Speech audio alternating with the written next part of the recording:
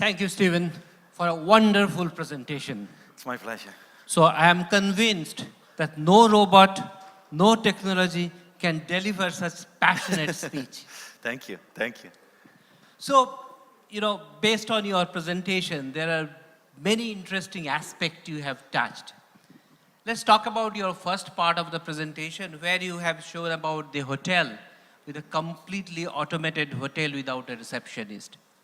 And I'm sure that there are many organizations are going towards the digital and trying to automate everything with AI, with robots and the technology. Yes.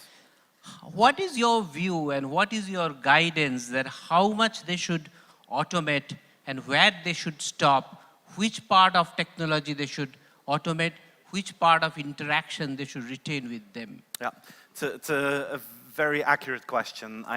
I think this is on the table of every company. How far can we go with automation? And I think the answer is you can go really far. The question is, how do you deliver value to customers? And I think that in many, many customer interactions, humans do not add value. And customers don't expect that human aspect. They want fast and easy.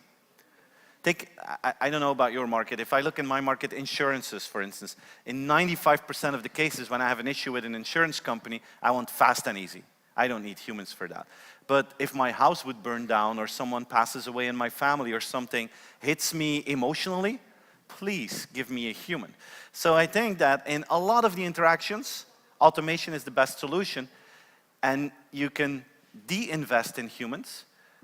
But because of that, you can actually invest a lot more in humans in those areas where it really matters. And I think this is where it's going in terms of customer expectations. People want to have extreme services, which doesn't mean they want to have access to everything everywhere. But they want you to offer 1 or 2 channels that are extremely convenient, and they want you to install humans that are very capable in helping you. They don't want to have average humans. They want to have humans that, when it really matters, can make a difference. So I think as a company, you need to identify all touch points, all interactions, figure out where technology adds value, invest a lot in automation, but also invest in those where humans add value and invest a lot in those humans.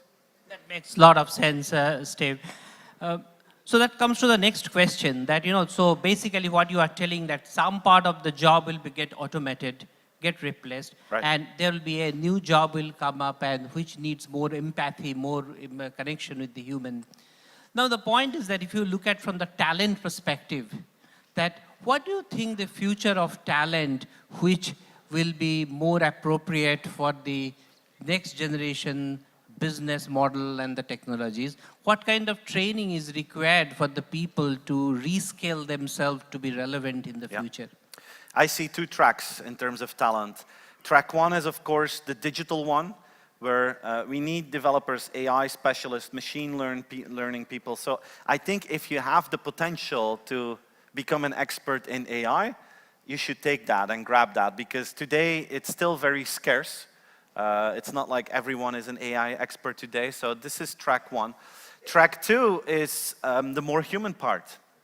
Empathy, the soft skills, where you understand how to converse with other humans in a very empathic way. So I see those 2 tracks. Steep, deep learning technologies, but also soft skills that become more important. Human judgment. Human judgment becomes more important than ever before. So technology, human skills, those are the 2 tracks. So that is great. Now, I was going to your books. I think one of your book is the Human and Digital and Human. Yeah. So in that, one of the survey you have done and where you have mentioned that 73% of the people feels that still the human connect is required. Yes. So when the people feel that way, what do they exactly mean? Where exactly they want the human connection? They want the human connection when it is emotionally relevant to them. The moment when something severe happens in their life or something very positive happens in their life, they want humans. If you have something really exciting that happens to you, you don't want to just say it to a machine that says, oh, congratulations. You want to share it with friends and family. So when positive or negative emotions are popping up, that is exactly when they want to talk to other humans. When it's important, when it's fast, when it's complex, they want to talk to humans. So I don't think there's a possibility today to deliver a service without humans, even for Amazon. Look, I had this person once in the audience that bought something from Amazon and got the package, but the good was damaged. So the Amazon algorithm then says, okay, you can keep the damaged good and we'll send you a new one. But this was something very specific, and every time he got a new one, it was also damaged because Amazon was doing the packaging in the wrong way. And he tried to talk to a human at Amazon to solve that. Impossible. He just got into the loop from bot to bot to bot, and he said, I could have ordered 100 of those things and it would have worked. So at a certain point, humans want to talk to humans to share their feelings, to feel the flexibility, and to solve it in a human way. And as you have shown in that video, that what human can do is the love and the affection and the emotion that definitely machine cannot bring. Absolutely, yeah. Fully agree. I changed track. I go to a different area. I really liked your message on the new way of marketing, new way of connecting in home with Amazon Alexa and things like that. Now, you mentioned that Alexa is now, 50% of US homes has got Alexa now. How do you see that in other parts of the country, like in Europe, in Asia? How is the penetration of this kind of technologies happening in the other geographies? Yeah, thank you for the question. I'm a huge fan of voice technology. I think it's the most natural interface the world has ever seen. You don't need to be able to read and write to speak. So it opens up new opportunities. Biggest market, US. Second biggest market at this moment is China. I saw that 140 million voice assistants were sold in China this year. In Europe, it's very, very low. It's, I think at this point, less than 5%. The reason is that in Europe, we have all our different languages. And now it's starting. They're starting to have it in French, in Dutch, in other languages as well. But natural language is, of course, crucial when you talk about voice. So the US is leading in this field. China is coming second. Other parts will follow once natural language is installed and when we have the right applications behind it. I mean, in many European markets, Amazon is still small. They're big in Germany, France, and UK, but they're, for instance, small in my country, Belgium or Holland. If you need the applications to be able to do something with the voice interface to create that relevance. So I think it's going to take 2 or 3 more years before we're going to reach, let's say, a significant point of adoption. But I'm convinced that voice is going to become the interface of the future. I think if we look back at how we make restaurant reservations today, on our phone, a small screen with our big fingers, versus saying, hey Google, book my favorite Italian restaurant, 12:30, 3 people. I mean, it's more convenient, it's faster, and once it really works, I think it's going to kick off like crazy. And when you talked about that, in this new marketing model, actually Amazon or Alexa will have a control on a very large number of products in which they can recommend. Yes. So that comes to the point that how do you see the ethics in this business? This company, what kind of ethics standard they should follow, because otherwise that whole market can be disturbed. Right. I saw a survey of Gartner that says digital ethics is now #1 on the list of corporations. It is untouched at this moment because in the past technology was limited, but if you start to think about a world of artificial intelligence where in theory everything is possible, digital ethics are crucial. Just think about the aspect of personalization. The moment that we can personalize everything, it means that you can personalize your product to me in terms of product, marketing, but also pricing.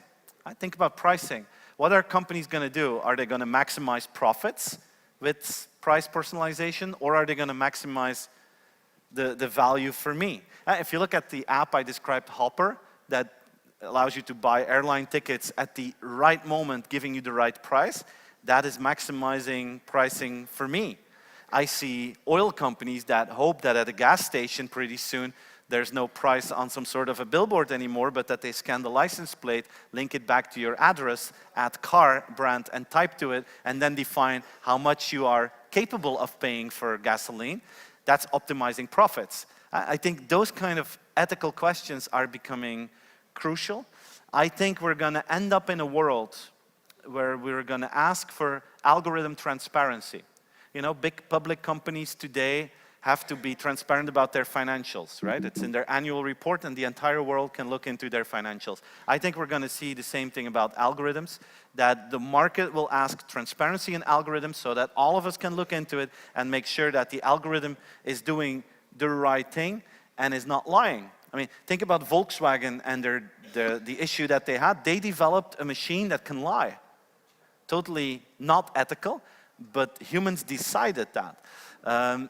This will become impossible if you have algorithm transparency. So I think I think there's an urgency to do this fast, because 3, 4, 5 years from now, we're going to see so many possibilities with AI, and the knowledge about it will be so limited that companies with bad intentions, they will have an open playing field, unless we ask for algorithm transparency and experts can look into it to see if it's going into the right way. I think that's going to be crucial.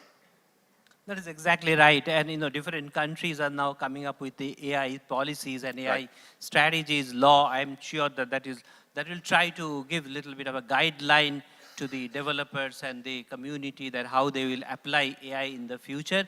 But I'm sure that will something we need to all focus, so that this is a huge opportunity, but it is used for the right way for the mankind. Exactly. I'll leave this with a last question for you. Okay. That, you know, we have in this room a lot of entrepreneurs, a lot of startup, lot of executives. What will be your message for them in India in terms of that, how they can participate in the digital revolution? What do you have any perspective from India view? Well, I think if you look at the market in India, it's very big. Huh?